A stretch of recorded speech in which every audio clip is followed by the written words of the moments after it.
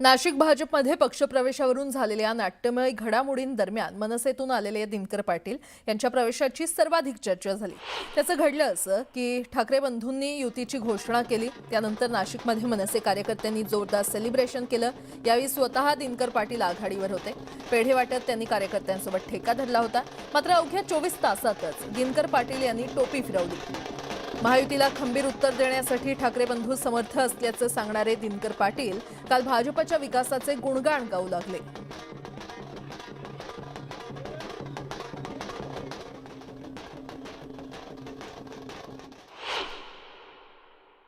100% आज खरा दिवाळी साजरी झाली महाराष्ट्रामध्ये। आज सोन्याचा दिवस आहे।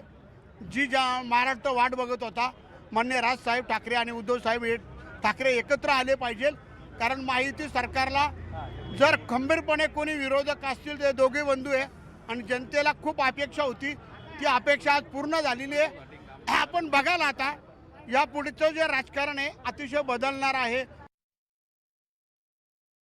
सर्वांगीण विकासासाठी आम्ही या ठिकाणी आलेलो आहोत। तिथे नाराज नव्हतो, आत्ताही नाही आणि यापुढे नाराज राहणार नाही। आता कुठून आलो का मग कोणाबद्दल वाईट बोलू नये।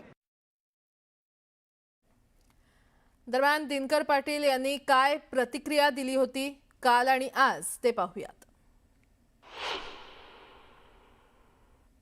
होते लाडू भरवत होते, हे आमचे जे गेले वीर ते गुलाल उधळत नाचत होते आणि नाचता नाचता तिकडे गेले आणि त्यांनी घेतले। हे निर्लज्ज नक्की कोणाला म्हणायचं? यांना म्हणायचं की घेणाऱ्यांना म्हणायचं? ते असं म्हणतात की विकासासाठी आम्ही जातो, आमची कोणावर नाराजी नाही, ठीक आहे। विकासासाठी आम्हाला जाणं फक्त आवश्यक भारतीय जनता पक्ष आता ट्रम्प पण जाणार त्यांच्या पक्षात, अमेरिकेचा विकास करायचा बरं का। ट्रम्प जाणार आहे, फ्रान्सचा अध्यक्ष मॅक्रॉन जाणार आहे, कारण फ्रान्सचा पण विकास झालेला नाही ना आणि अमेरिकेचा विकास झालेला नाही, तर ट्रम्प आणि मॅक्रॉनला सुद्धा ते त्यांच्या पक्षात घेतील गिरीश महाजन।